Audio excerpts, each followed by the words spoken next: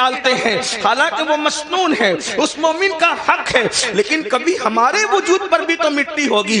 وجود پر ننھا سا کوئی دھبا اگر لگ جائے، چاہے پھول کا ہو، چاہے عطر کا ہو، چاہے تیل کا ہو، چاہے سالن کا ہو، کتنا بے چین ہو جاتے ہو۔ پاک دھبا جو ناپاک نہیں ہے، وہ دامن پر لگنے سے کتنا بے چین ہوتے ہو کہ یہ دھبا لے کر جلسے میں کیسے جاؤں گا۔ کوئی صابن سے دھو رہا ہے، کوئی لیمن کا استعمال کر رہا ہے، لیکن اللہ اکبر، وجود پر حلال چیزوں کے دھبے سے بے چین ہونے والوں، کبھی گناہ کے دھبے جو اس دل پر لگے ہیں اس سے بھی بے چین ہوئے ہیں، اس سے بھی بے قرار ہوئے ہیں، اس سے بھی مضطرب ہوئے ہیں۔ ممکن ہے کہ جلسوں میں، محفلوں میں، ولیمے کی محفل میں، شادی کی محفل میں، نکاح کی محفل میں یہ دھبا لے کر کے جاؤ تو انسان تمہارا مذاق اڑا سکتا ہے، لیکن دلوں پر کروڑوں جرائم کے دھبے لگا رکھا ہے۔ فرشتے اور اللہ کے نیک بندے دلوں سے نفرت کر رہے ہیں، خدا کلام نہیں فرمائے گا، خدا نگاہ رحمت نہیں فرمائے گا۔ اللہ اکبر، کیا بنے گا اس وقت ہمارا؟ اللہ اللہ، جب ہم پہلی مٹھی بھر کے مٹی ڈالتے ہیں تو کہتے ہیں منہا خلقناکم، اسی پر انسان کا غرور چکنا چور ہو جانا چاہیے۔ لوگ کہتے ہیں میں سردار ہوں، میں مخیر ہوں، میں ادیب ہوں، میں خطیب ہوں، میں ڈاکٹر ہوں، میں انجینئر ہوں، میں وکیل ہوں۔ آپ جانتے ہیں موبائل کی ریکارڈنگ کی گئی کہ سب سے زیادہ دنیا میں انسان کیا الفاظ بولتا ہے پوری دنیا میں، صرف ہندوستان اور بیرون یعنی کہ پڑوسی ملک کی بات نہیں، بر صغیر کی بات نہیں، پوری دنیا کے لوگوں کی ریکارڈنگ کی گئی فون کی کہ سب سے زیادہ انسان کیا بولتا ہے۔ تو ریکارڈنگ کے اندر یہ بات آن ریکارڈ آئی کہ انسان سب سے زیادہ میں بولتا ہے، میں سے زیادہ وہ کوئی دوسرے الفاظ کا استعمال نہیں کرتا۔ اور یاد رکھنا، جہاں انا ہے، اس لیے کہ میں کو عربی میں انا کہتے ہیں، جہاں انا ہے وہاں فنا ہے۔ جب تک انسان میں میں ہے، اگر وہ تہجد بھی پڑھے تو اللہ کی معرفت نصیب نہیں ہوتی۔ جب تک انسان میں میں ہے، اگر وہ قرآن بھی ایک دن میں پورا ختم کر لے، اللہ کا عرفان نصیب نہیں ہوتا۔ اسی لیے صوفیہ پہلے میں نکالتے ہیں، جہاں میں ہے وہاں کچھ نہیں ہے۔ حضرت علامہ شرف الدین یحییٰ منیری رحمت اللہ تعالی علیہ اپنی کتاب مکتوبات صدی دو صدی کے ایک مکتوب میں لکھتے ہیں، اگر انسان تیرے دل میں ذرہ برابر بھی میں انا تکبر ہے، ذرہ برابر، تو اللہ تیری عبادت قبول نہیں کرے گا۔ عبادت کی قبولیت کے لیے میں کا ختم ہونا ضروری ہے، اس لیے کہ سب کو شیطان نے تباہ کیا، اور شیطان کو جس نے تباہ کیا یہ اس کی میں ہے۔ اس سے پتا چلا کہ شیطان سے بڑھ کر بھی کوئی اگر نقصان دہ چیز ہے تو اس کو میں کہتے ہیں، اس کو انا کہتے ہیں، اس کو گھمنڈ اور تکبر کہتے ہیں۔ قرآن کہتا ہے وَاسْتَكْبَرَ وَكَانَ مِنَ الْكَافِرِينَ، تکبر کیا اور کافروں میں سے ہو گیا۔ مسلمانوں، اس لیے صرف عبادت پر توجہ نہ ہو، بلکہ جو عبادت غرور پیدا کر دے، گھمنڈ پیدا کر دے، اس سے اللہ کی پناہ نہ ہو۔ اللہ کی پناہ طلب کرو۔ یاد رکھنا، اگر دامن میں توجہ کرنا، میں صوفیہ کی بات کر رہا ہوں، اللہ اکبر، اگر گناہ کر کے ندامت ہے اور عمل کر کے گھمنڈ ہے تو عمل کر کے گھمنڈ سے بہتر گناہ کی ندامت ہے۔ یہ بات اچھی طرح یاد رکھنا۔ آج بہت سارے لوگ، شاید وہ اہل سنت میں نہیں ہیں، اپنے عمل پر نازا ہے، دوسروں میں اور ہم میں فرق یہی ہے کہ وہ صرف عمل پر ناز کرتے ہیں اور ہم عمل کر کے عمل پر نہیں، جانے عمل محمد الرسول اللہ کی نسبت پہ ناز کرتے ہیں۔ نعرہ تکبیر، نعرہ رسالت، اولاد غوث آدم۔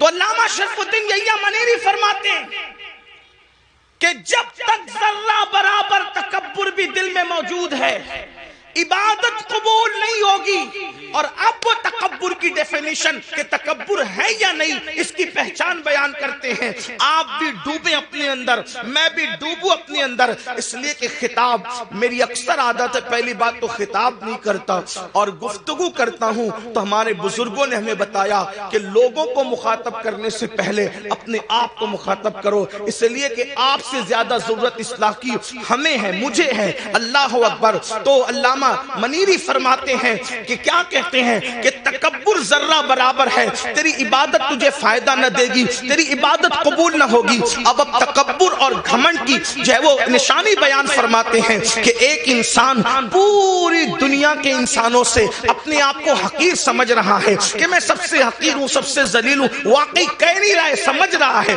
اس لیے کہ کہنا اور ہے، سمجھنا اور ہے. ہم بار بار کہتے ہیں میں سب سے زیادہ حقیر ہوں، لیکن کسی مقام پر اگر ہمیں بیٹھنے کو اچھی جگہ نہ ملے تو ناراض ہو کے محفل سے نکل جاتے ہیں. کیا ہمارے لیے جگہ بھی نہ تھی؟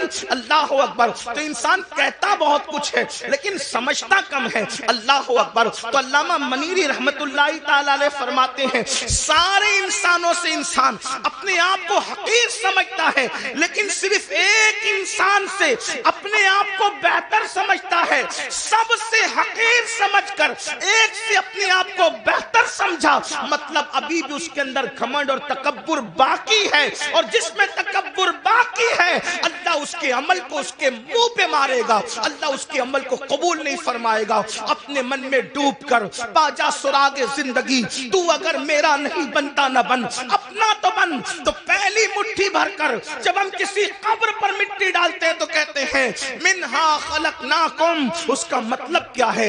گھمنڈ والو، تکبر والو، چاہے حسن کا ہو، چاہے علم کا ہو، چاہے دولت کا ہو، چاہے نسب کا ہو، چاہے تقویٰ پرہیزگاری کا ہو، قرآن کہہ رہا ہے اسی مٹی سے تمہیں پیدا کیا گیا ہے. منہا خلقناکم، اسی مٹی سے پیدا کیا گیا ہے، تمہیں تخلیق کیا گیا مٹی سے. جس انسان کو مٹی سے بنایا گیا ہو اس انسان کو گھمنڈ کیسے زیب دیتا ہے؟ اس انسان کو تکبر کیسے زیب دیتا ہے؟ پھر اس کے بعد ہم دوسری مٹی بھر کر کے ڈالتے کہتے ہیں وَفِيهَا نُعِيدُكُمْ، اسی میں ملا دیے جاؤ. اٹھایا مٹی سے ملائیں گے مٹی. اور پھر وَمِنْهَا نُخْرِجُكُمْ تَارَةً أُخْرَى، تیسری مٹھی بھر کر جب ہم مٹی ڈالتے ہیں تو کہتے ہیں آیت کریمہ کو بطور دعا پڑھتے ہیں اور پھر اسی مٹی سے تمہیں اٹھایا جائے گا.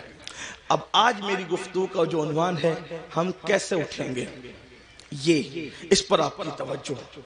جانا تو سب نے قبر میں، ہر آدمی اپنے اپنے عمل کے مطابق جائے گا، جو جیسے جائے گا تیسے جائے گا. اٹھیں گے کیسے؟ تو ایک حدیث پاک بڑی طویل ہے، اس میں اللہ کے رسول صلی اللہ علیہ وآلہ وسلم سے پوچھا گیا کہ یا رسول اللہ صلی اللہ علیہ وآلہ وسلم ہمیں قبروں سے کیسے اٹھایا جائے گا اور کس حالت میں اٹھایا جائے گا؟ اللہ کے حبیب علیہ الصلوۃ والتسلیم سے جب پوچھا گیا کہ ہمیں کس طرح اٹھایا جائے گا اور ہم کیسے اٹھیں گے اپنی قبر سے، حضرت سیدنا معاذ ابن جبل رضی اللہ تبارک و تعالی عنہ کا سوال تھا. آپ نے سوال کیا آقا کیسے اٹھیں گے؟ تو اللہ کے حبیب علیہ السلام نے کہا اے معاذ تو نے بہت مشکل سوال کیا مجھ سے، اور اس کا جواب دینے سے پہلے توجہ کرنا، اس کا جواب دینے سے پہلے سید العالمین قائد المرسلین عالم ما کانا وما یکون اتنا روئے کہ روتے روتے داڑھی بھی آنسوؤں سے تر ہو گئی اور حضور کے کپڑے بھی آنسوؤں سے تر ہو گئے. سوال کیا تھا؟ آقا قبروں سے ہم کیسے اٹھیں گے، کس حالت میں اٹھیں گے، کس شکل میں اٹھیں گے، کس انداز سے اٹھیں گے؟ تو اللہ کے حبیب علیہ السلام پر اس قبر سے اٹھنے کی کیفیت جب حضور کو یاد آئی کہ امت کیسے اٹھے گی، حضور اتنا روئے صلی اللہ علیہ وآلہ وسلم کہ آپ کی داڑھی آنسوؤں سے تر ہو گئی، کپڑے آنسوؤں سے تر ہو گئے، اور فرمایا تو نے مشکل سوال کیا اور پھر جواب دیا اے معاذ جب میری امت قبر سے اٹھے گی تو وہ 12 صورتوں میں اٹھے گی، 12 شکلوں میں اٹھے گی. قبر سے اٹھنے والوں کی 12 پوزیشن ہوگی. اب یہاں توجہ کے ساتھ سنیں، حدیث مکمل ہوگی، بات بھی پوری ہو جائے گی.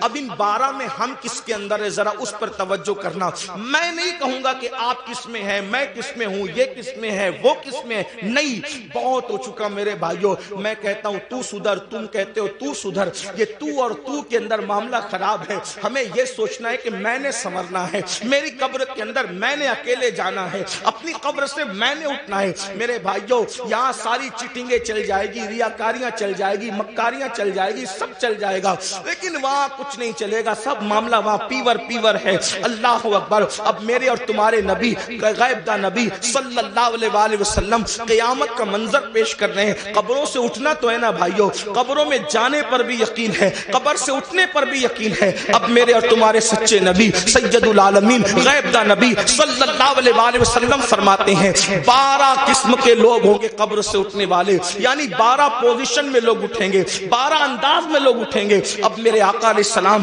پہلے شخص کے بارے میں فرماتے ہیں، اللہ حضرت سیدنا معاذ بن جبل رضی اللہ تعالی نے عرض کیا حضور بتائیں نا کہ کیسے کیسے لوگ اٹھیں گے؟ تو اللہ کے حبیب صلی اللہ علیہ وآلہ وسلم ارشاد فرماتے ہیں ایک ٹولہ قبر سے اٹھے گا، یعنی پہلا گروپ قبر سے نکلے گا۔ قبروں سے جو پہلا ٹولہ اور گروپ نکلے گا، آقا ارشاد فرماتے ہیں نہ ان کے ہاتھ ہوں گے نہ ان کے پیر ہوں گے، یعنی قبر سے نکلتے وقت، یعنی قبر میں جب دفن ہوں گے تو ان کا پورا وجود صحیح سلامت ہوگا، لیکن جب وہ اپنی قبروں سے اٹھیں گے تو ان کے ہاتھ بھی کٹے ہوئے ہوں گے، ان کے پیر بھی کٹے ہوئے ہوں گے۔ اللہ اکبر۔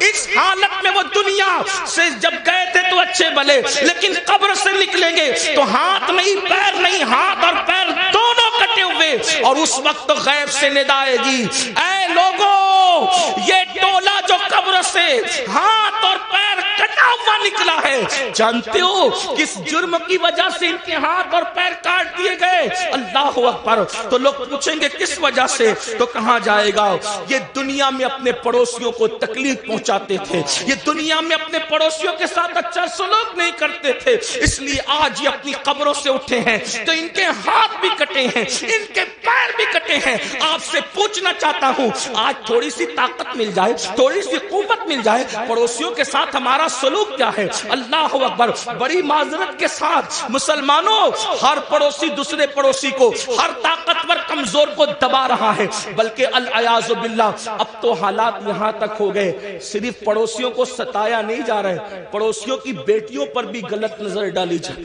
ان کی بہوؤں پر بھی اگر وہ کمزور ہے تو غلط نظر ڈالی جاتی، غریب ہے تو ان کی آبرو کا سودا کرنے کی کوشش کی جاتی ہے۔ مسلمانوں سوچو تو صحیح انجام کیا ہے؟ یہ دنیا ہے، دنیا میں کوئی روکے نہ روکے، کوئی ٹوکے نہ ٹوکے، کوئی جو چاہے جس طرح چاہے کر لے، مگر قبر ہے، آخرت ہے۔ ذرا سوچو تو صحیح، دنیا میں جس کے ہاتھ نہیں اس کا انجام کیا، دنیا میں جس کے پیر نہیں اس کی حالت کیا، لیکن آخرت میں جو اللہ اکبر لنگڑا اور لولا کر دیا جائے کس بنیاد پر؟ پڑوسیوں کو ستانے کی بنیاد پر۔ آئیے میں طول نہ دیتے ہوئے صرف ایک دو روایت اس سلسلے میں آپ کی خدمت میں پیش کروں۔ جانتے ہیں اللہ کے رسول علیہ السلام فرماتے